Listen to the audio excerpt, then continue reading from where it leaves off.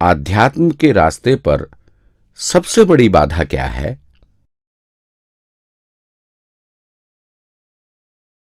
अध्यात्म के रास्ते पर जब इंसान चलता है तो ये रास्ता हमें अपनी मंजिल की ओर लेके जाता है। हमारी मंजिल है अपने आप को जानना और पिता परमेश्वर को पाना। तो जो सबसे बड़ा बाधा, रुकावट जो हमारे इस रास्ते पर चलने में आती है वो है हमारा मन। हमारा मन जो इस शरीर में हमारी आत्मा के साथ बस रहा है वो नहीं चाहता कि हम अपने आप को जानें। तो हमारा मन के पास बहुत ताकत है, बहुत से तरीके हैं जिसके ज़रिए वो हमारा ध्यान असलियत से हटा देता है। हमारा मन यही कोशिश में लगा रहता है कि हमारा ध्यान, जो हमारी आत्मा का भारी रूप है, वो माया की दुनिया में लगा रहे। इसके रंग, इसके तौर तरीके ऐसे हैं जिसमें कि इंसान बड़ी आसानी से फंस जाता है। तो मन के ज़रिए सबसे पहले विचार उठते हैं।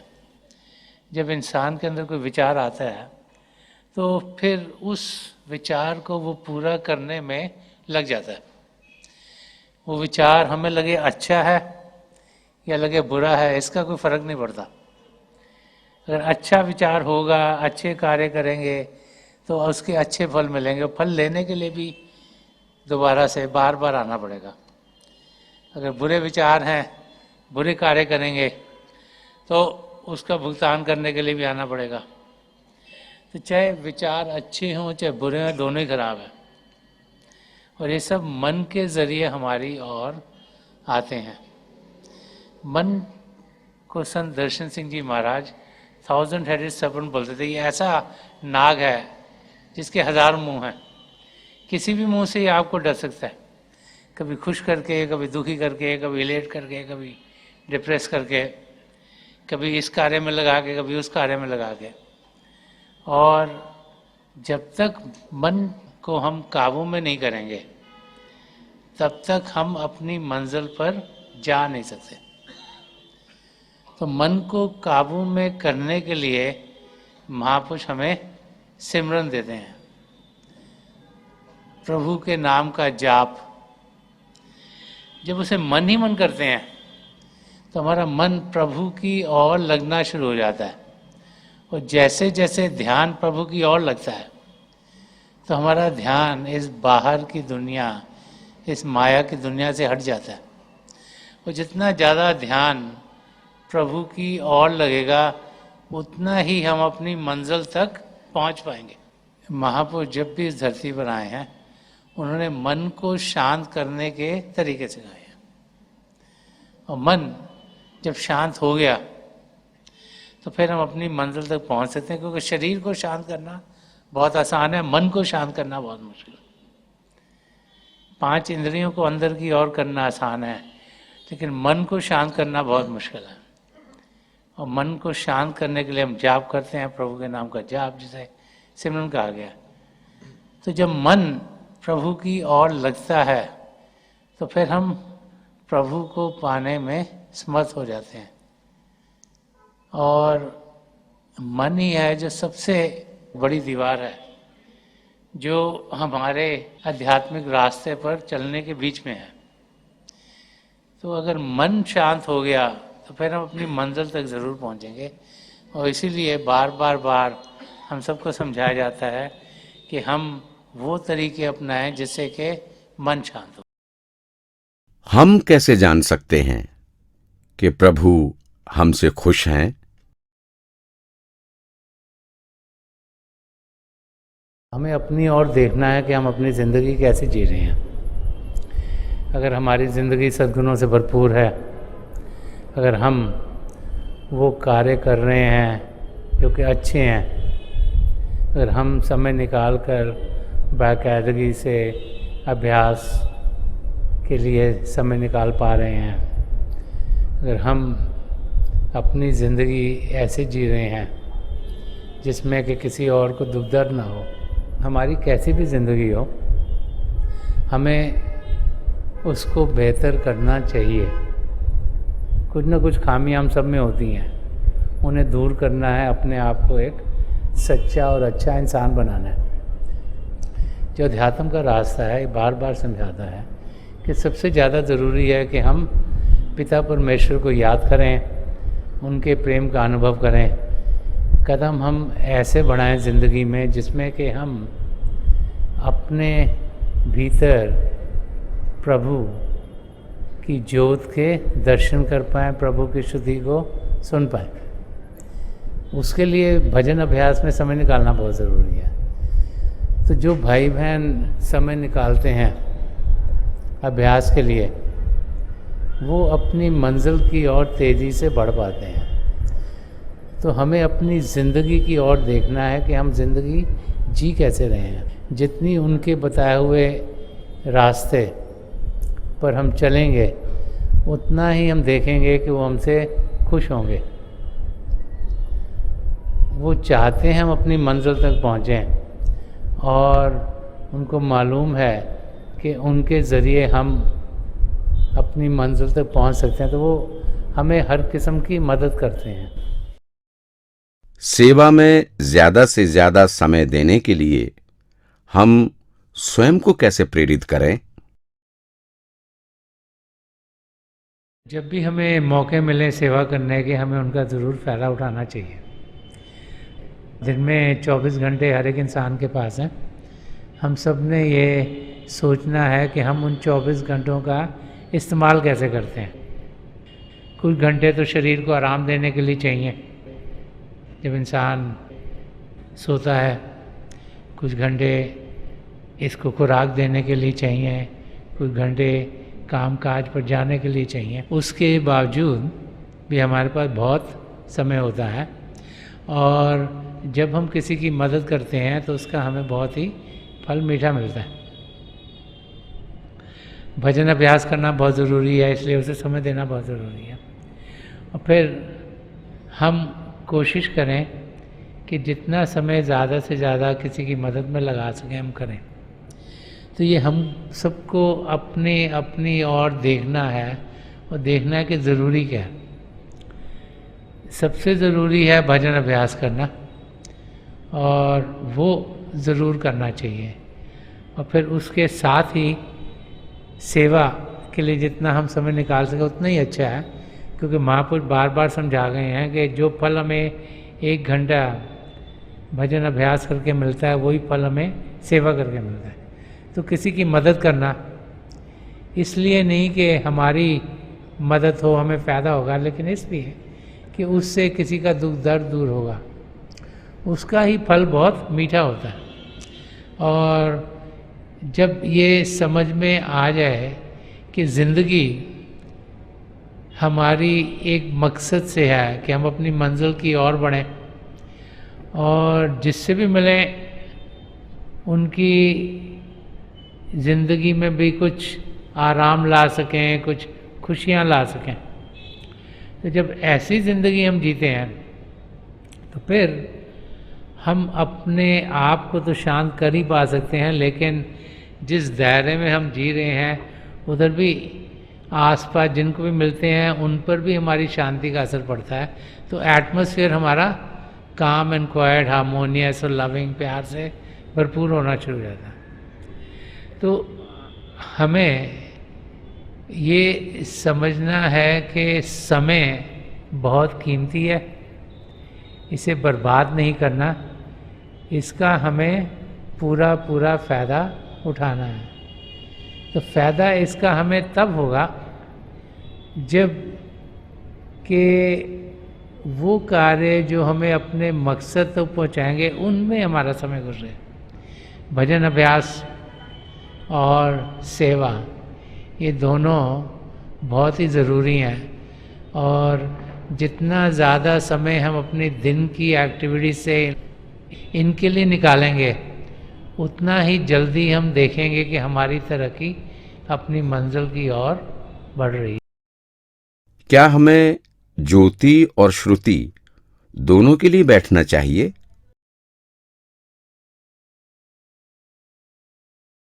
ज्योति और श्रुति का अगर हम अनुभव कर पाते हैं तो हमें दोनों अभ्यास करने चाहिए। ये ज़रूरी नहीं है कि एक ही बैठक में हम वो दोनों अभ्यास करें। ये हम पर निर्भर होता है कि जो समय हमने अभ्यास में देना है, कि हम एक ही सीटिंग में सारा समय दे रहे हैं कि हम उसे 2 सीटिंग में दे रहे हैं। तो अगर 2 सीटिंग में दे रहे हैं तो एक में ज्योति के अभ्यास के लिए बैठ सकते हैं, दूसरे में श्रुति के लिए अभ्यास के लिए बैठ सकते हैं। और कोशिश यही होनी चाहिए कि हम दोनों अभ्यासों को करें। कभी ये होता है कि एक अभ्यास में हमें लगता है हमारी तरक्की जल्दी हो रही है, तो उसमें हम थोड़ा ज़्यादा समय दे सकते हैं, लेकिन ये नहीं कि दूसरे अभ्यास को हम छोड़ दें। ये दोनों अभ्यास ज़रूरी हैं, दोनों हमें अपनी मंजिल की ओर लेके जाते हैं। और हम कोशिश करें कि हर रोज़ दोनों अभ्यासों को ज़रूर करें, लेकिन ज़रूरी नहीं कि एक ही सीटिंग में दोनों अभ्यास किए जाएं। गृहस्थ जीवन जीते हुए हम अपनी मंजिल को कैसे पा सकते हैं?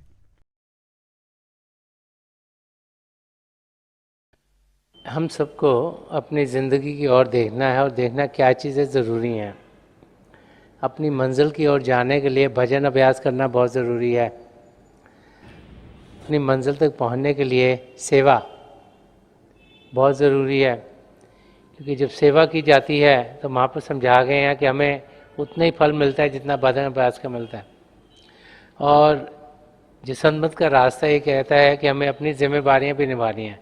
तो हमें तीनों के बीच में एक हैप्पी बैलेंस करना ज़रूरी है। कितना समय किस और देना है ये हम सबको अपने आप देखना चाहिए। भजन अभ्यास करना इसलिए ज़रूरी है कि जब रूह की उड़ान होती है, उसका अनुभव होता है, उससे जो खुशी मिलती है वो उस आनंद का मुकाबला किसी और चीज़ में नहीं। सेवा करना बहुत ज़रूरी है, क्योंकि सेवा करके हम औरों की मदद करते हैं, औरों की तकलीफ़ें दूर करते हैं। और बहुत सी बार सेवा में जो आनंद आता है उससे बड़ी खुशियाँ मिलती हैं। और बहुत सी बार भजन अभ्यास इंसान को करना कई बार मुश्किल लगता है और सेवा करना आसान लगता है। तो उन दोनों में एक बैलेंस होना चाहिए। और घर की जिम्मेवारियां हम सबको निभानी हैं, लेकिन उसमें ये देखना चाहिए कि हम इतने हर एक चीज़ में ना धंस जाएं कि जो हमारे पास समय है वो सिर्फ उन चीज़ों में ही निकल जाए। तो एक हैप्पी बैलेंस हम सबको करना है। मेरे ख्याल में भजन अभ्यास करना सबसे ज़रूरी है, सेवा करना नेक्स्ट है, रिस्पॉन्सिबिलिटी निभाना नेक्स्ट है। इस ऑर्डर में अगर अपनी ज़िंदगी को देखेंगे तो बहुत अच्छा रहेगा। बीच में सत्संगों में जाना बहुत ज़रूरी है, उसको भी हमें बीच में अपनी लाइफ में फिट करना चाहिए। तो अगर उस ऑर्डर में हम चीज़ें करेंगे तो हम देखेंगे कि हमारी तरक्की अपनी मंजिल की ओर तेज़ी से होती चल जाएगी।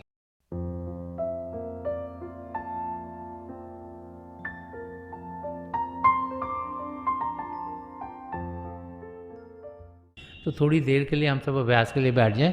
आप जहाँ भी बैठे आराम से बैठेगा, अपनी आंखें बंद कर लीजिएगा। ये जो आई बॉल्स आँखों को डेलें सीधे सामने और नीचे जैसे 8-10 इंच आपके सामने फोकस हो। तो आंखें बंद करते ही वो भाई बहन जिन्हें नाम की देन मिली है आप सिमरन कीजिएगा। और वो भाई बहन जो यहाँ नए हैं, आप पिता परमेश्वर के किसी भी जाति नाम का जाप कर सकते हैं। जाप मन ही मन करना है, ऊंचा नहीं दोहराना।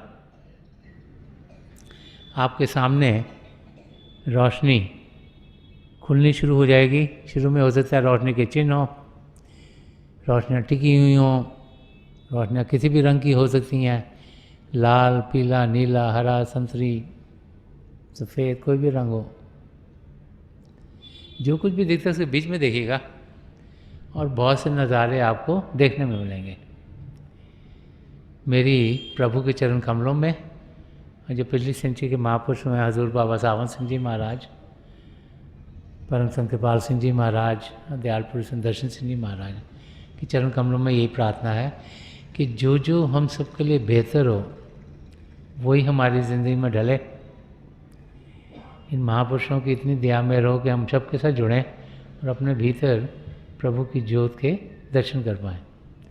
थोड़ी देर में मैं आपको इस बैठक से उठाऊँगा और मेरी शुभकामनाएँ आप सबके साथ हैं।